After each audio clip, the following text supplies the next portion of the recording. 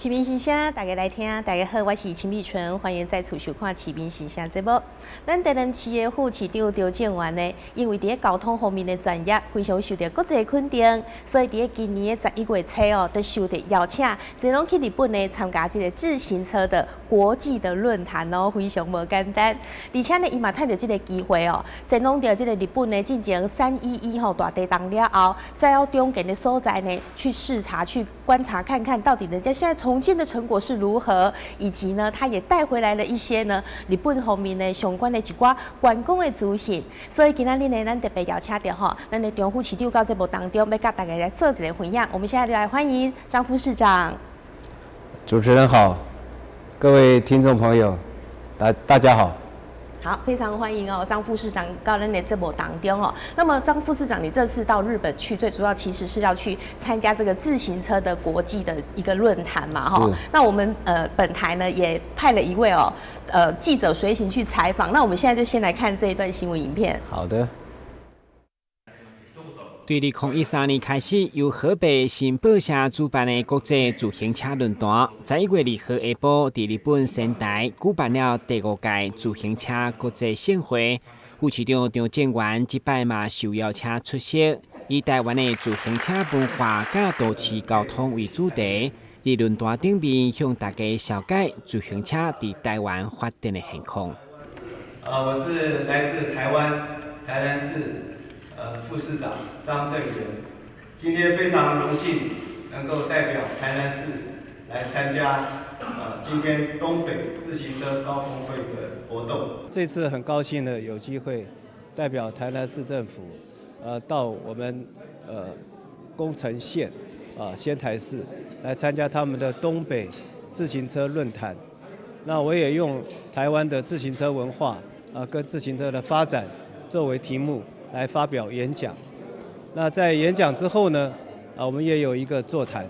那我们觉得，有些地方呢是有一些共识包括这个自行车呢是已经转变了。换句话说，自行车从过去的交通工具变成一种新的文化。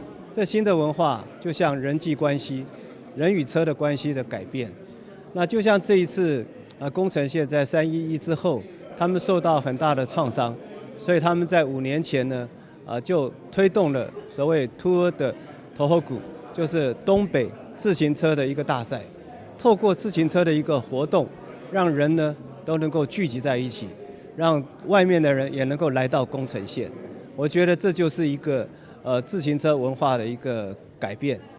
副市长更伫演说顶面详细向来宾小解台南市公共自行车体牌发展，不只是推广公共自行车，甚至甲台南上界热门的3条自行车路线完整详细伫论坛顶面公布，嘛顺续推广台南的观光景点甲特色，期待吸更较侪游客前来台南佚佗。透过这样一个自行车论坛的交流，让我们彼此之间能够透过自行车能够彼此更了解。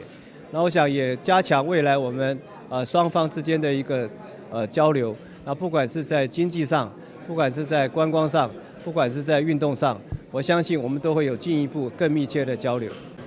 这摆除了张副市长受邀请演讲以外，也有来自美国波特兰市交通局长以及日本爱媛县知事，把人针对骑脚踏车的环境甲推广活动进行一场国际性的经验分享。除了推广本身的特色，嘛互相学习彼此的优点，达到国际交流的最佳示范。哇，所以呢，张副市长其实这一次可以去参加这个国际的自行车论坛已经是相当不简单，而且你还是被邀请去演讲，对不对？那你在演讲的时候，这个内容其实在国际发表真的是非常重要。所以今天我们也希望你能够跟我们的市民朋友一起来分享一下，是不是可以跟我们讲一下，就是说你这次是以台湾的自行车文化与都市交通作为主题来发表演说嘛？那你可不可以跟大家讲一下自行车新文化到底是什么？好。其实自行车新文化是目前呢，也是我们台湾的一个社会运动。那在讲自行车新文化之前，我先来简单介绍一下，我们台湾自行车产业的一个转变，一个变化。其实要回到1903年，我们用这张制版的来看，跟各位介绍其实在1903年，台湾引进的日本的富士霸王号就是这一部，哇，这是全台湾第一部第一部哇脚踏车哦，在1903年，100多年前，100多年前，对啊，这个当时呢是进靠掐而且也不便宜，所以只有有钱人才买得起，这等同于现在的这个双 B 轿车哇，那所以从那时候开始，自行车变成人的交通工具，这是从1903年，当时台湾还不会做计程车，自行车，这是进口的，是，所以在这一段时间呢，可以看到这是台南市的街景，那时候台南市的街道，在少数几个人偶尔有一个人骑个自行车经过，引人侧目啊，对啊，这是令人羡慕的对象，对，这是当年的这一个街景，所以这个自行车呢，它也可以作为通勤的，那也有人做生意了有的人买自行车，可能老一辈人会有印象，自行车后面装了很多卖小吃的啦，卖一些化妆品啊，小杂货，就用一部自行车来做生意，那当时呢也办比赛，当时就有自行车的比赛，是比快吗？还是应该是吧，就是比酷啊，比酷，当然现在人都要比酷了哈。是。那当然第二个阶段呢，我就简单介绍一下，是。这样子差不多有40年的时间，我们的自行车都是仰赖进口，对。但是呢，从2次大战结束之后，我们台湾开始自己来装配自行车，所以产业已经开始引进了。所以当时的有一段话很有意思，他说当时的联合报曾经提到，他说小汽车呢太阔，当时已经有小汽车了，但是小汽车太贵了，那步行呢太慢，3轮车也太贵，是，所以呢旅马又少，就台湾现况而言，只有脚踏车与公共汽车最适合的交通工具，对，所以我们回到将近60年前，60几年前，当时的公共自行车，这自行车跟公共汽车，就是社会主流的交通工具。那这段时间呢，你看看它的自行车的发展，它从交通工具，然后开始做生意，然后开始导入了休闲了。对。那时候已经慢慢很多人买得起自行车，就会作为休闲了。然后呢，当做生活的礼俗。有很多人庆祝别人孩子说，这个金榜题名，最好的礼物是什么？哇！送他一部脚踏车。我的人生的第一部脚踏车是在我上高中的时候，哇！一个长辈送给我的。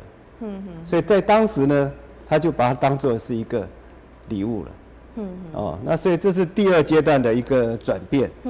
那可能我们要再加上我们的第3阶段我们可以看得出来，你看整个自行车呢，我们从早期的搬运输时代，对，然后到休闲，到现在的时代，所以它就是一个转变啊。那所以我们要讲说整个自行车的一个转变呢，我们可以看得出，慢慢自行车它不再是一个工具，它是我们生活的一部分。然后就带入一个所谓叫新的自行车文化那我们再简单的讲一下什么叫做自行车文化那我们讲自行车文化，大概就强调几件事情。对。那一个就是我们人跟自行车的关系改变了。很多人把自行车当作他的朋友。很多人出去旅行的时候，现代的人骑自行车出去，他把它当作他的一个好朋友。对啊。现在还有所谓自行车旅馆。所以他不是带太太或者女朋友睡觉，他是带着自行车进房间，因为自行车很宝贵。那第2个，很多人参加自行车的车队，一个活动，对不对？他可以交友，所以自行车的车队越来越多。不管是男男女女，大家都参加。所以很多人透过自行车这样一个联谊，他们互相认识，它是变成一个社交的工具了。所以这整个自行车的文化是逐渐的在改变。所以我觉得这是所谓的自行车新文化。新的文化，就是说你在这次在国际上，你也是这样子去发表说，就是说现在自行车跟我们以前的这个发展跟人的关系是完全已经都不一样，就对了。就是大概透过这个张副市长的解释呢，我们大概也知道说，100多年前有这个脚踏车哦，其实那个炮王号我也是今天第一次来看到了哈。然后现在呢，其实我们到现在我们台湾做的这个脚踏车啊、自行车，在国际也是非常的有名，对不对？所以这也是跟带动产业的一个发展嘛。对，知道说自行车新文化之后呢，那现在就是说自行车已经转变成一种休闲工具哦。刚才张副市长有讲，那营造友善的休闲环境就非常重要。这样子的话，我们有了自行车以后，其实你要有一个好的环境让大家去骑，对不对？当然。对，所以这个部分是那个副市长可以跟大家说吗？好啊。其实我们应该回到我们都喜欢讲说大台南合并的，民国99年底合并。对。当时合并的时候，我们的自行车道已经有304公里，其实也蛮多的。对。那这几年呢，经过我们不断的努力，我们来建制新的自行车道，我们来整修旧的自行车道。那现在呢，这今年为止，我们已经到了500多公里了，594.4公里了，所以增加了差不多1倍。对啊，差不多1倍。对。那我们的目标呢是希望能够未来有1000公里的自行车道。哇，目标再加1倍就对。对，那所以这个就叫做这个我们在整个自行车道的一个扩建上，其实我们就是按部就班、循序渐进。那我们也可跟中央争取很多经费。那中央呢也会挹注我们一些经费，那我们市政府也拿出一些经费，大家一起来努力。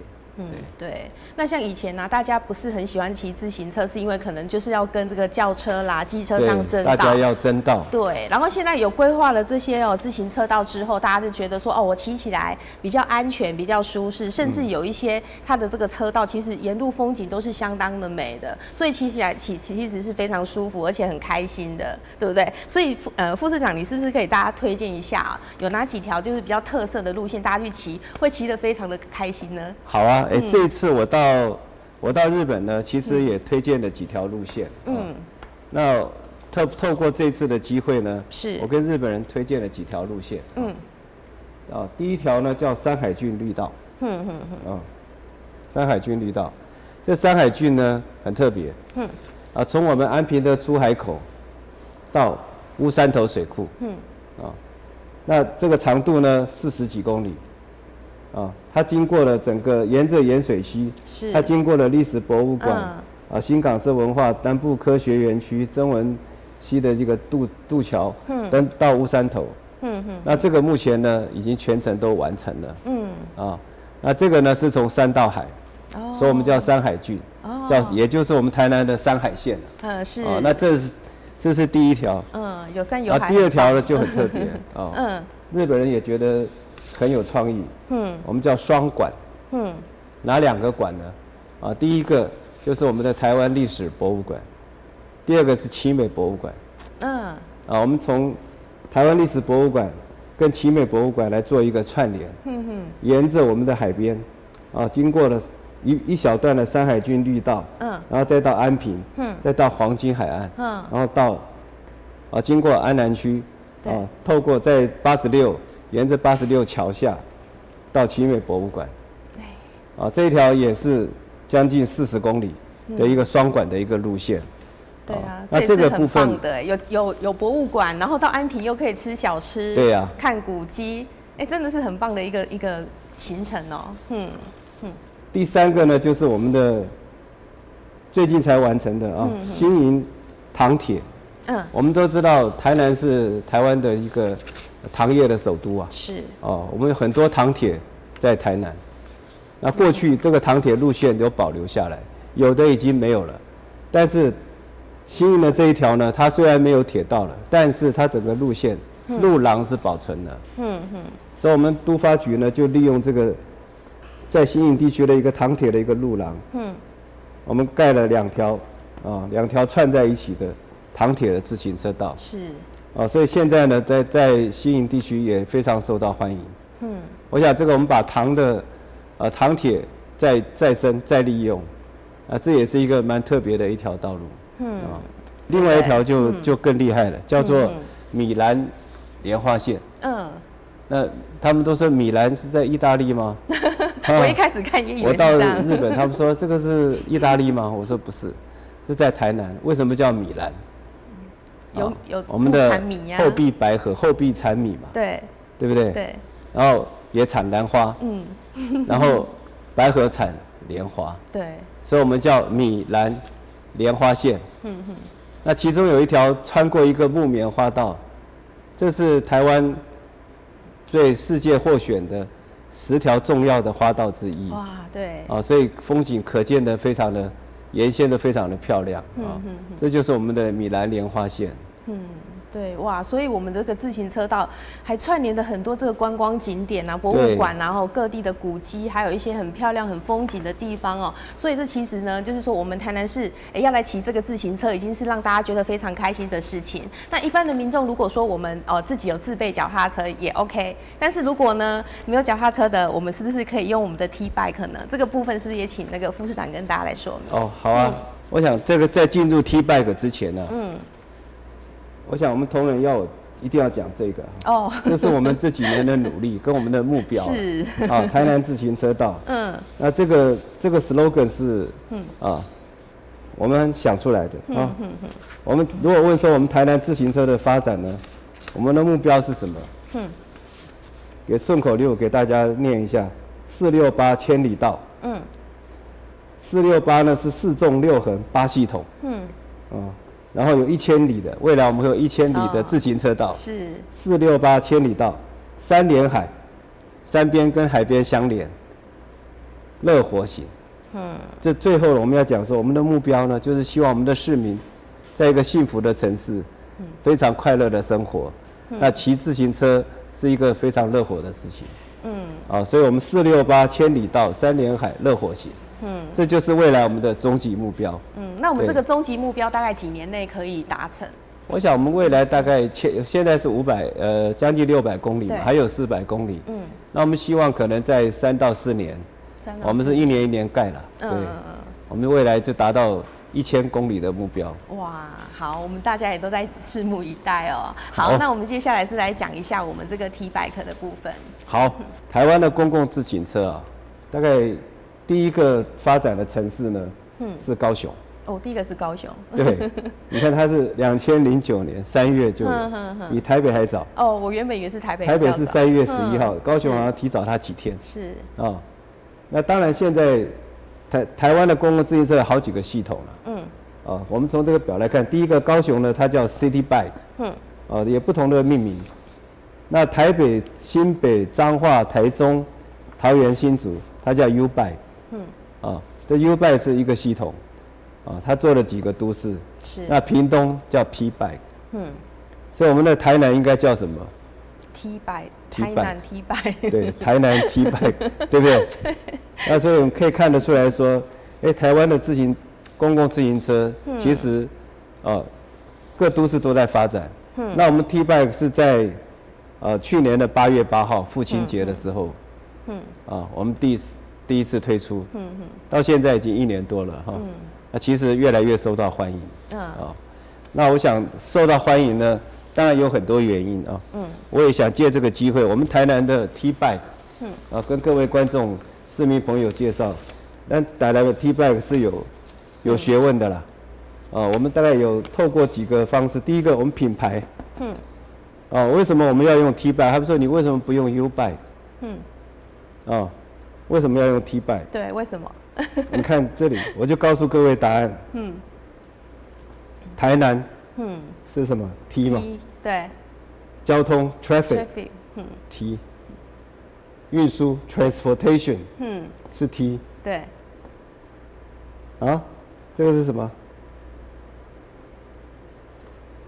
？transit， 转运。对，转乘。然后 travel， 旅游。对。tourism， 观光 ，technology， 科技，这都是 T。都是 T 耶。所以公共自行车本来就应该叫 T bike。对。所以这是我们是有品牌，所以我们 T bike 我们有去注册。我们有去商品检验局注册，商标局注册，所以我们是有注册商标，哦，所以这 T-Bike 别人不能乱用的，这属于我们市民的商标。第二个我们叫在地化，为什么叫在地化？因为我们都知道 U-Bike 就是台中的巨大，就是捷安特，他们生产用他们的车子，但我们要用的是我们用第一个我们的生产呢是用民间，我们台湾的民间企业，我们的自行车是台湾的厂商生产的，他们号称是台湾第3大，仅次于这个所谓捷安特跟美利达，那但是因为它大部分都在外销，是，所以他做的自行车呢外销到欧美各地都有，那也做 OEM，那我们找到这家在安平工业区这家自己的厂商，他来申请我们自己台南的脚踏车，那我们也透过跟当地的我们的营运单位呢，跟当地的学校公司合作，所以营运也是在地化，那我们跟很多单位合作，包括南部南科管理局，我们第一个5个站就在南科设，第二个我们在奇美，还记得我们去年刚推出的时候只有10个站，5个站在南科，5个站在奇美，所以我们是在地化，跟公司来做协力，大家合伙来推动，这样。是，而且我们的 T-Bike 其实也还蛮人性化，对不对？对。对啊，好像是唯一这个公共自行车系统里面有这个童车可以借的，对不对？对。全台湾的这个公共自行车啊，很多人都反映，父母骑得很高兴，小孩子在外面后面跟着跑，哇，这个太不人性了，所以，但是我们的台湾的这个公共自行车都没有孩童借用，所以我们特别在奇美园区，我们有3个站，所以爸爸妈妈去租我们的 T-Bike， 小孩子就可以免费选择，从5岁到13岁，各种阶层的童车，他可以去免费借一台。哇，好贴心哦。那换句话说，不在于是父母在前面骑车，孩子在后面跑步了。对。这就是我们讲的人性化。对。我们还有一个国际化。国际化。对。什么叫国际化？我们现在全台湾的公共自行车都是中文跟英文。我们台南其实日本客人很多，所以我们特别加上日文的操作界面。虽然是一件很简单的小事，但是也只有我们台南看到了，我们做到了，所以这也是我们的一个国际化。对，真的很不简单。好，那我们知道说，像我们长照就有1.0、2.0嘛，那我们现在 T-Bike 也有2.0，对不对？对，我们还不满足啊。我们台南市向来都是要做领先的我们不满足是因为我们大家都在推智慧城市。对。所以我们的公共自行车也要智慧化。所以我们今年呢，也正在推，一个智慧公共自行车。我想这个智慧公共自行车是有2件事情。第一个呢，我们是用跟车联网的技术合作，然后透过 GPS， 所以我们的公共自行车目前正在安装，有500台第一阶段。我们现在1500多台，有500台是要安装所谓 GPS， 车联网。所以各位以后手机拿去，只要放在架子上，然后跟我们的车机连线，你就可以上网了，可以 WiFi 了。哇，这么棒！你可以知道我骑到哪里，然后规划路线，然后附近的景点介绍、美食搜寻，等等。那更重要的，它还可以记录你的健康。还可以记录健康。它可以帮你记录，只要你一次登录，你骑我们的自行车，它告诉你骑了几公里，消耗多少卡路里，然后它这个会帮你。哇！第3个安全。智慧有什么安全的？我们的脚踏自行车不会掉，只要装上它有追踪器，它有车子在哪里都知道。是。那我们更重要的是，我们可以做得更好的管理。所以哪一个站没有车子的，一目了然，我们的营运厂商就可以针对需求，马上去补车子，去调度。所以智慧化是我们现在全台湾只有我们台南在做。在今年底。明年初就可以，我们讲在春节的时候就可以推出去了。哇！所以我们的市民呢，不但是文化古都，我们也是智慧新城啊。对啊，没错，哇，好棒哦！我们台南什么都要抢第一哦。对啊，所以就像副市长这样子在带领的话，我们这方面真的是做得非常的好啦哈。所以刚才也谢谢副市长跟我们讲到了这个自行车的新文化，还有我们台南市现在建制这个自行车道的一些成果。好，那接下来呢，副市长，我们知道说你这次去参访，还有顺带去看了之前那个311嘛，他们灾后重建的一些成果。好，那这个部分的话，我们也先来看一段新闻影片哦，待会再来请教副市长。无论是室内插头装潢的南山路体育所，或者是边仔的公共主体，也是由台湾红十字会捐赠善款重建落成的南山路病院，拢是当地遭受到东北大地震、大海啸侵袭过后，各自拍拼的成果。伫咧参观新病院的同时，张副市长也甲南山路亭的亭长佐藤仁伫咧感谢台湾纪念碑进前合影留念。OK ですか？いきますよ。はい、お願いします。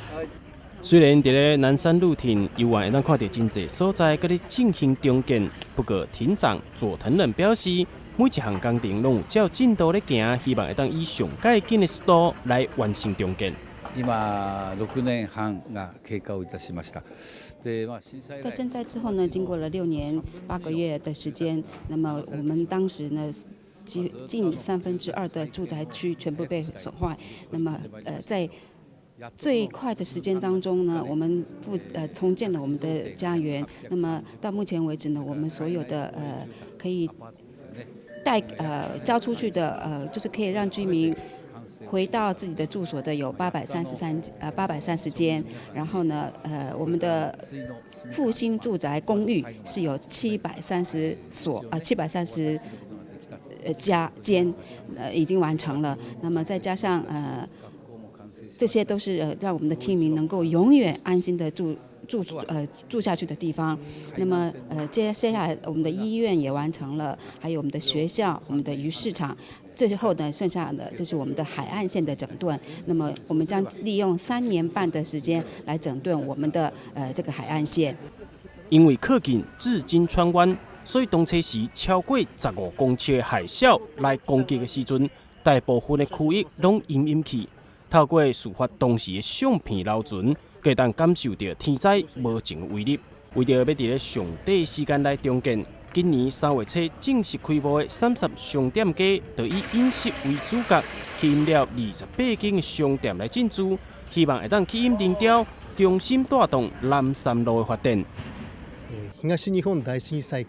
东日本大震灾之后呢，目前我们已经重整到可以让观光客来到我们这个地方参观的一个状况。这个地方呢，也是来自于台湾的很多民众的捐款，爱心捐款所才能够建造完成的。那希望大家呢能够再次的来见证一下我们这个地方的重建的状况。这里章鱼是我们当地的名产，他们这个商店街复苏之后呢，他们很多店都非常有特色。现在我们看到的就是炸章鱼小摊子，这也是人气王。地方上会当看到一栋红色的港口建筑物，显示当咧兴建当中，而是发生海啸的时阵被冲歹去的风灾停车。当时的比对相片会当感受到6年前甲即摆的差别。当地人伫咧天灾过后重新爬起来，用因上介有自信的新鲜海产要来带动观光，渐渐走向再次欢迎的一天。由台南市副市长张正元率领的东日本参访团，3号即天安排了沿海地区受东日本地震海啸侵袭严重的城市进行参访交流，并且甲日本国土交通大臣石井启一做伙参访女川车站的河湾现况，并且伫咧现场也试食到当地优质的特产，不止互人看到官员的亲民。也让店家有机会来做推销。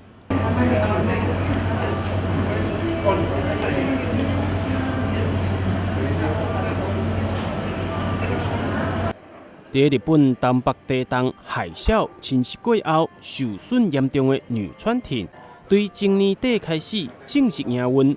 目前拥有27个店家，进驻伫咧女川车站头前。透过镜头所看到的商店街设计人潮，嘛当看出当地复兴状况，需要更侪人前来支持。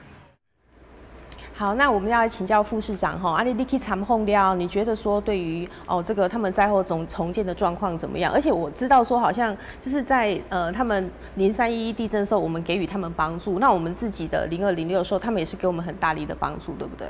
对。那这次去最主要还是也去参观的311地震，他们宫城县其实受创非常严重，对，所以他们也特别去看他们的重建，那诚如刚刚主持人讲的，311的时候我们台湾给他们很多帮助，那相对的我们0206的时候，第一个来给我们声援也是日本，对，其实我在当地呢，有很多人跟我讲，他说。在0206的时候他们非常感谢台湾人对311的一个帮助。在这0206的时候，他们很多人主动的站到街头去募款，为台湾募款，为台南募款。对对，那时候我看到新闻报道有。对，所以这个我觉得就是患难见真情啊。那当然我们这次伤痛是都已经慢慢离我们而去，但是我们现在可能要看看他们在重建上面。他们有一些做法，其实我觉得很值得我们在学习啊。我们人类都是要从这个历史中求取教训。对。这个教训目的是让我们以后不会再受到类似的一种伤害。对。那我觉得这次311之后呢，大概有几件事情其实还蛮让我印象深刻的我想我们拜访了一个南山路町南山路町。是。那这个地方呢，它是海边一个小镇。海啸的时候，整个海啸上来，把整个镇都淹掉。伤亡也非常严重。对。那据他们当地人讲，他们受到很多援助，开始复建。那当然这几件复建呢，我觉得他们日本人做事他很有计划。第一个，他先把医院，我们台湾捐了一个南山路病院。就是病院是医院，是他把医院建起来，医院以前也是在海边，整个淹没了，所以他又把医院移到比较高的地方去。对。第二个，把他们的町公所，就是镇公所，也把它盖起来，也是盖在医院旁边。那第三个，他们做复建的是商店街。商店街，商店街还是在原来的海边，只是比较高一点。那在商店街呢，在原地重建，做了一个商店街。因为他们现在发现来的人越来越多了。所以要让居民呢也能够自力更生，也开始做生意。是。所以他们按照这样的步骤。第二个，他把所有的住家，过去很多住家在海边，因为这次海啸一来8公尺高，所有的住家都淹掉了。所以他们把全部的住家，这是一个很大的工程，都移在高地。我想这就是避免我们台湾很喜欢说原地重建，原地重建。因为一再受到创伤，我们还要坚持原地重建，这是一个错误的观念。在他们认为说，不晓得什么时候，也许10年、20年、50年，也许还会有也许不会有，但是我们不能够让也许来掌握我们的未来。对。我们的町长就说，不能让一个不可知来掌握未来，所以他们把所有的住家都移到高地了。对。所以将来海啸如果来50公尺的海啸，也不会淹到他们。但是我想，全世界大概也没有50公尺的海啸了，所以他们就觉得不希望重蹈覆辙。我觉得这他们的重建，是真的是有想到未来。我们去这个女川町这也是一个海边的一个渔村。是。这整个商店街呢，它为了要重建商店街，在原地重建，但是它把整个地基垫高10公尺，全部都填起来。那换句话说，海啸来的时候7公尺、8公尺，未来呢也不会整个淹没。它把海弄到10公尺。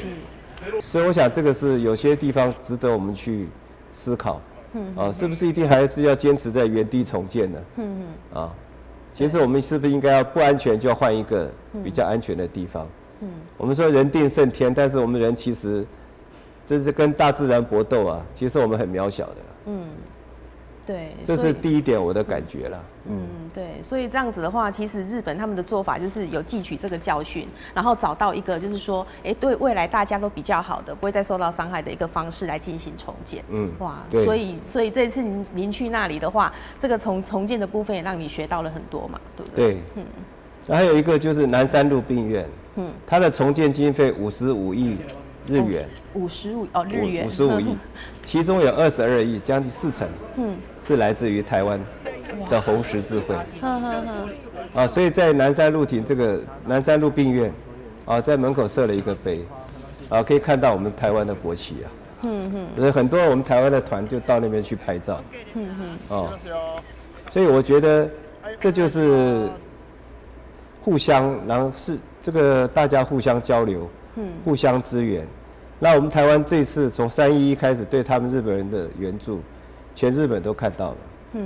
我想这就是这个患难见真情了。也许在国际的外交上是很严峻的，正式关系是困难，但是私底下的交流其实是非常密切，对，没错，是非常好的。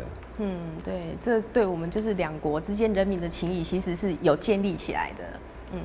对，那就像刚才副市长你讲的，那就是说，可能灾后重建的地方，一般人他是比较不会去嘛。那为了复苏当地的这个经济发展，所以他这个商店街的重建其实也是做得蛮好，对不对？有很多地方我们可以去看看人家的做法。那其实他们这个重建已经是第5年了。其实还有很多地方呢，它就不建了。就不见。就把它保存下来了。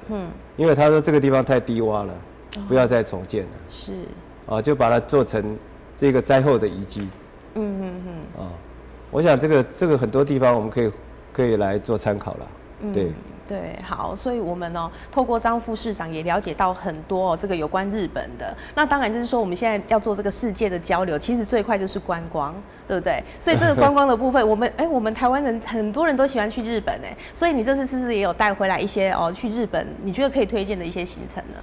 对啊，其实我们这一次去宫城县，它的首府就是仙台市了。仙台市是大概一个120万人的城市，在日本也算一个中上型的城市，那他们当然，仙台其实很多台湾的观光团也会去对。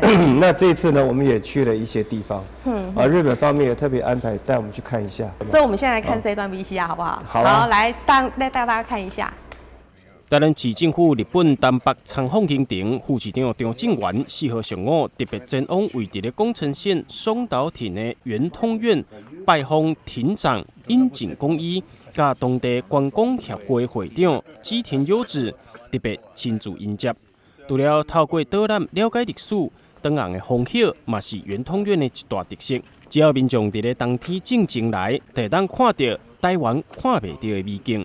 円通院はですね、非常にもみじの紅葉が。说到圆通院，它最代表的就是它的红叶的景观，然后在东北地方可以说是最好的赏枫叶的地方，然后希望说可以更多的台湾朋友可以到圆通院这边来看枫叶以及日本庭园的风景，那欢迎更多的台湾朋友到圆通院来。圆通院的山林走道原本两边拢有日光透袂入来的大树林。不过6天前，311东北大地震受到大海啸的侵袭，互规片的树林拢必须要重新开始。为着要互松岛町地区对地震的伤害当中恢复，町长樱井公一特别趁着这届台南市政府参访的机会，向民众推荐有超级海景的天然景色，以及来到这爱食松岛的海鲜料理。秋にも深まってまいりまして、松島町もですね。松岛市的名产是他们的牡蛎，然后接下来11月开始就是松岛的牡蛎越来越好吃的时期，尤其是11月23号，他们会举办松岛牡蛎的祭典，然后在那之后牡蛎会越来越甜，希望大家有机会来这边吃。台南参访团前往历史建筑物五大堂参观的时阵，也刚好拄到来自台湾的旅行团，因也做伙翕相来记录下这美丽景色。来，请他比个赞好不好？除了松岛美丽景色以外，台南市政府参访团也来到宫城县相当知名的酒厂参观，看因经过13代无变的技术。浦霞の酒は、飲み飽きのしない。这支酒是宫城县当地产的酒，然后用的材料都是宫城县自己的，然后味道跟香味、香气都非常不错。希望大家到宫城县的时候有机会来品尝这支酒。我们今天来参观这个浦霞清酒厂，他们的清酒呢味道非常的顺，非常的好喝。不过还是提醒大家，少喝一点。其实，这间酒厂在日本311东北大地震时阵，也受到海啸的伤害，如今也对灾难当中重新站起来，再度经营，打拼，走向未来。哇，看了副市长的推荐，我都很想喝清酒了。所以副市长，你是不是也可以再跟大家讲一下，你觉得这次去啊，你觉得他们观光旅游方面最值得推荐的有哪些？好啊，这次去其实我们时间很短了，也只有不到半天的时间，看了几个点啊，是，谈不上观光了。不过他们也希望说最短时间把最好的呈现给我们。对。所以我想第一个要推荐是他们日本有3景啊，其中有一个就在宫城县，它叫松岛。这个地方也是我们台湾观光客必游的地方。那这个松岛呢，大家去呢，大概有为2件事情，一个是温泉，松岛温泉也是在日本呢是排前面的。第二个是赏枫，我们去了11月，刚好是他们枫叶出来的时候，哇，最漂亮的时候。对，所以刚刚影片里面有看到我们在圆通院，圆通院是一个小的庙寺，它是全日本的排行前3的赏枫的地点。这个它的枫树呢，以我来看呢，全满山皆红是一种美啦。但是它这个美呢是红绿穿插，而且有层次。可能比较深的地方红的，前面是绿的。所以它这个是真的是像一幅画一样。哇！所以我觉得温泉跟赏枫这2个，可能是到那边一定要去的哈。那第3个我要推荐就是美食了。美食当然日本的美食，我们台湾人大概都很习惯。对。但是我要特别推荐南山路町的海鲜冻饭。海鲜冻饭了。它的整个呢是用海鲜那这个海鲜特别的就是它的夏天呢是用海胆。那海胆让你吃到，简直。当然很好吃啊，但是他们就是好像永远吃不完的感觉了那我们那时候去的时候已经是秋天了，深秋了，所以它是用鲑鱼卵。所以它是夏天呢就是海胆，再加上生鱼片，然后1碗白饭，然后秋天就是鲑鱼卵。哇，这个实在是味道非常的好，一定要推荐大家一定要吃了。那另外就是刚您推荐的清酒了。对，这个大概是宫城县也是日本产清酒很著名的一个地区了。那这次他们也特别安排一个酒厂，一个100年酒厂让我们去参观。我想日本人有一点让人家钦佩，就是说他对这些传统的这些生产呢，都是一代又传一代。我们去的时候已经是第3代的主持人了第3代的主人。他们每一代都有一个人会接家庭事业。我想台湾很多企业家应该很羡慕台湾很多第2代就不愿意接了。但是他们在日本大概有这个传统，这个每一代呢都会选一个人，也许是长子，也许是次子，有一个人，也许是女儿，会来接家族。所以他们就一代传一代，就把传统呢一直延续下去。那我想当然清酒这个。去那边大家不妨去品尝一下啦，但是提醒大家是少喝酒了。对，好，哇，好棒哦！所以副市长跟大家推荐的行程其实都非常的赞，我们从画面也可以看得出来。好，那我们知道说副市长你这次去其实很不简单你见了很多重要的这个政界人物而且其中有一位是仙台市长俊和子，他亲自来接待你。那这一段的话，我们也先来看一段新闻影片。日本仙台市长俊和子2號上午伫市政府內面親身接待由台南市副市長張正元所率領的參訪團。李長副市長這邊也代表台南市政府送上兰花时间的代表性礼物。两个都市拢是伫近年来遭受到严重的天灾，渐渐伫伤痛当中重新站起来，除了互相勉励，阁要互大家看到强烈的生命力。ありがとうございます。そしてまたハードの面でも大方の作業复兴赈灾的那个室内的那个内容大概都已经市容都已经恢复了，但是沿岸地区呢，就是他们还留有很多的课题。那当然他们也希望把赈灾的这些东西能够留到后代，所以能够留到后代，所以他们在沿海地区有一个小学校，他们赈灾的时候就是受到海啸非常的严重，所以他们现在就把那个学校变成一个就是传承到后代的一个给就是小朋友啦，或者后世年轻人，他们能够知道地震的当时的威力的一个这样，所以这个学校他们现在是保留了，当成一个介绍地震的一个地方哈。那这是他们必须要再继续努力的，就是让后代能够知道地震的威力。仙台市市长俊和子也趁着接受台湾媒体专访的时阵，向台湾的民众大力推荐宫城县的新鲜海产甲传统的祭典。仙台の町はおよそ仙台的名产，他介绍了一些美食，就是毛豆麻糬啦，牛舌啦，然后这些就好吃的东西。那除了介绍好吃的东西之外，他还有介绍观光景点，就是仙台市有很多漂亮的观光景点。那除了观光景点之外呢，他们也有温泉呐，这些东西。然后还有呢，有山有水有海边，这样子。正统的伊达武将部队，伫阮仙台城主建物的遗迹顶面，为贵宾带来精彩出阵表演。无论是动作表情，或者是配乐，拢非常的用心。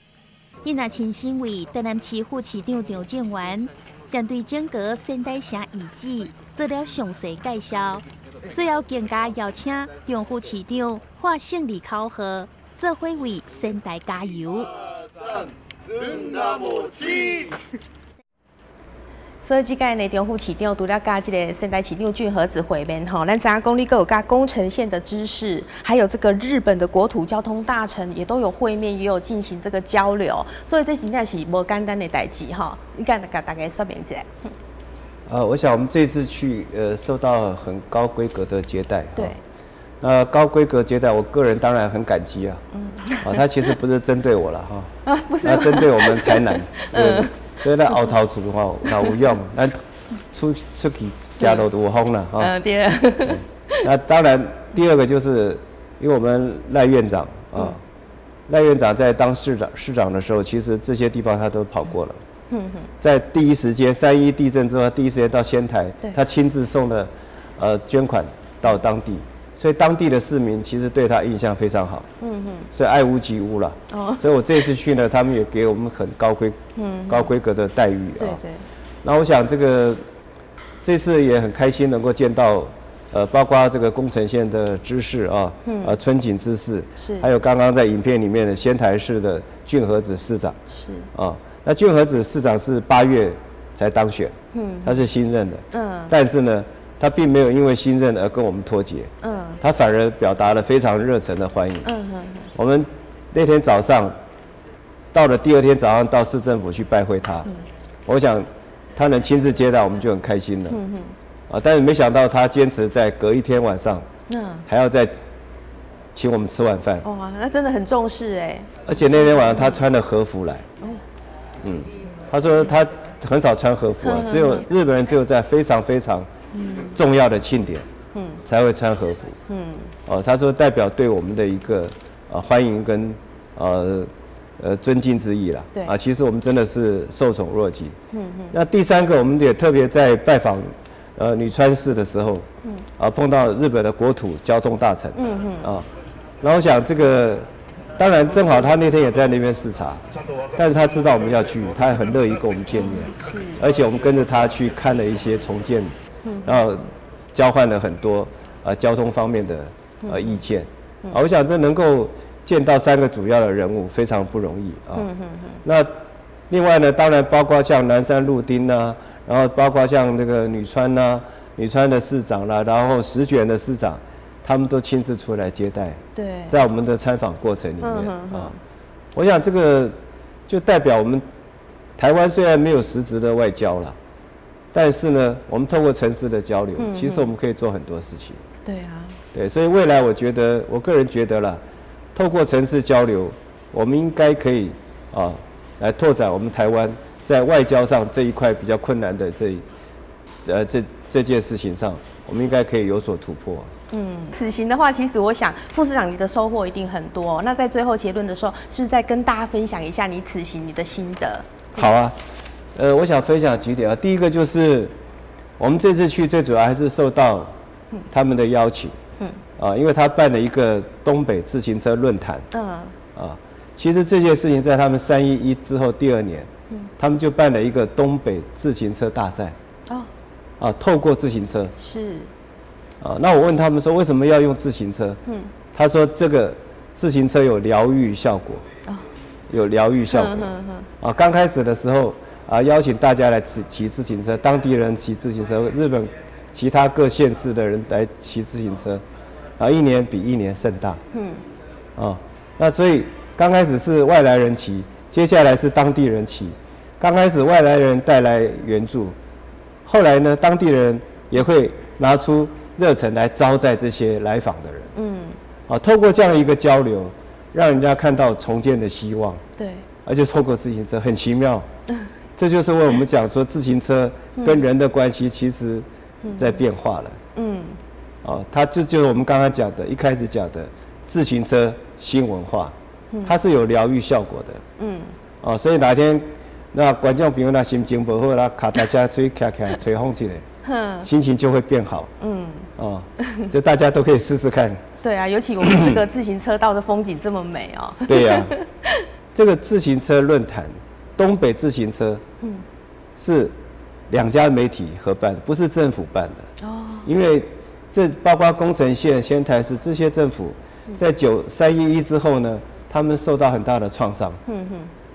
那他们时也没有能力来办所谓的，当时看起来像是个休闲活动。那当地有一个叫河北新报社，是东北地区最大的报社。是。河北新报社，还有雅虎日本。他们这2家媒体呢，共同来举办这所谓的 Tour de Tohoku，东北的自行车大赛。到现在还是他们办。我们这一次的论坛也是他们这2家媒体来出面，来承办。包括我们这次去日本，所有的接待什么都是河北新报社，全程他们派一个部长陪着我们，派了一部车，带我们安排各地去看，然后把我们参访这些照片剪辑，在报纸上、在电视上播出，尤其是透过雅虎，在 Twitter 推播出去，所以我觉得，所以我要讲的就是媒体的力量。那相对的，我们这次我们也有台湾的媒体去，对，包括双子星、新永安，我们挑了2个南部最好的一个地方媒体，跟着我们一起去，伟忠也跟我们一起去，对。那我们是告诉他们，我们这次来不是来观光的，我们不是来参访的，我们是要来把这些点点滴滴记录下来，而且我们也希望把重建的过程好的一面、观光的一面，来介绍给我们台南的乡亲。对，所以他们也感受到我们的努力，也感受到我们的诚意。对，所以我们这次高规格接待，我们电视台也有很大的功劳了。这样吗？有看得出来，这个接待的规格蛮高的。对啊，哇！所以副市长这次去真的是也收获满满的，媒体其实也收获满满的啦。也学到了很多的东西，哇！那今天真的是非常高兴邀请到副市长到节目当中哦，所以你们此行去，你收获很多，那观众朋友看我们这期节目收获也很多。对，我们也希望说我们的观众朋友呢，看了，其实仙台现在重建哈，恢复的不错，那也是一个山城，很多地方跟台南很接近，所以大家也可以，如果说想到日本去玩，也可以不一定要去东京啊、大阪啊一些大都市，可以到这些中型都市去看一看，因为他们可能更能够贴近日本当地的文化，更能够了解日本的文化。对，所以副市长有推荐的那启平铁路就可以参考，然后去那里看看，真的是蛮不错的。那今天呢，非常感谢副市长到这边来，再次谢谢张正元副市长，谢谢主持人，好，谢谢。感谢咱观众朋友收看咱启平时下这波底下各一段落，咱再会。